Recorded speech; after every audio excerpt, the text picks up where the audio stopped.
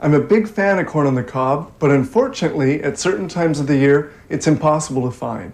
Thankfully, corn is also great out of the can. The journey from cob to can is quite something to see.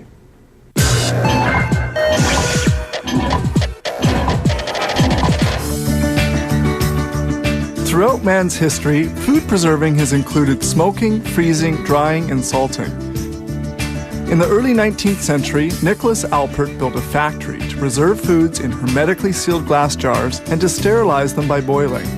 But glass was breakable, and so in 1810, an Englishman named Durand invented the tin can, first used by the military in the War of Independence, and soldiers, it seems, first developed the handy can opener.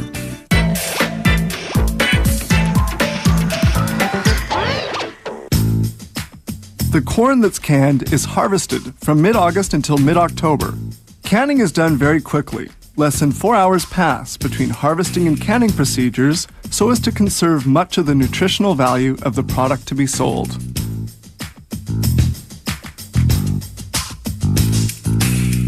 The unloading of many trucks of this size will be needed for the 136,000 tons of corn that are canned here annually. The cobs are transported into the plant on this conveyor. They will first have to pass through a kernel remover. Equipped with several counter-rotating cylinders, this unit removes the leaves and the silk which surround the cob. Within only a few seconds, the cob is completely stripped of its covering. Once clean, the cobs fall into this chute en route to the next processing step. Here they're lined up, ready to be handled by the kernel remover.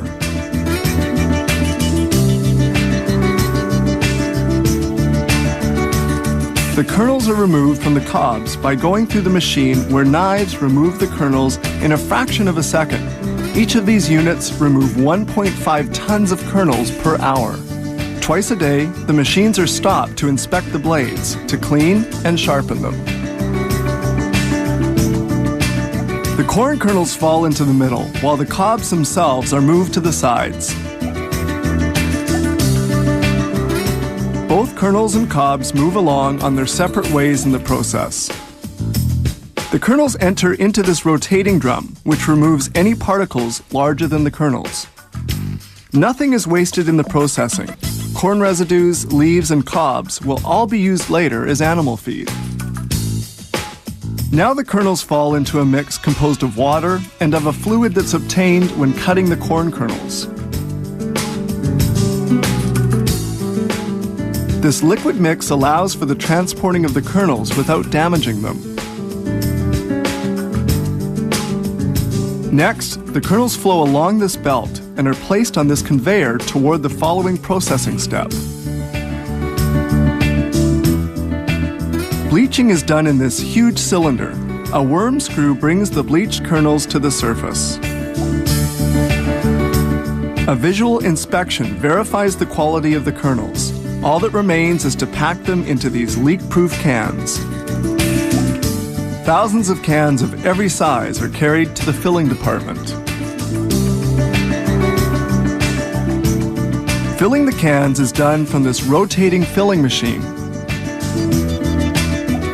This filling machine can handle 300 to 450 cans a minute. The kernels which fall to the side are gathered up later in this cylinder and returned to the filling line.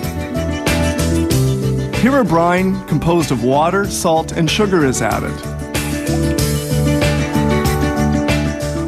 Covers are securely attached onto the containers, but the canning is not yet finished because they have to proceed with some very important tests.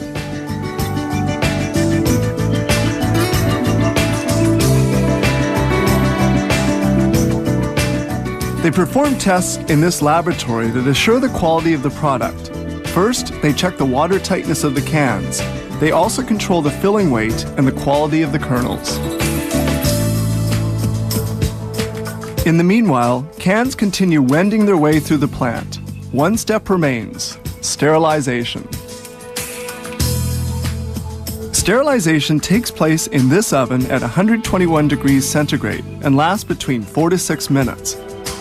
This is a crucial step because it guarantees that the product is reliable and that it will remain so for 18 months.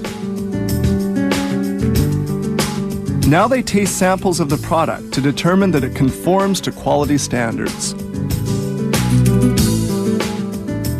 Cans are labeled as customers' orders are filled. In this facility, they produce an amazing total of 43 million cans of corn.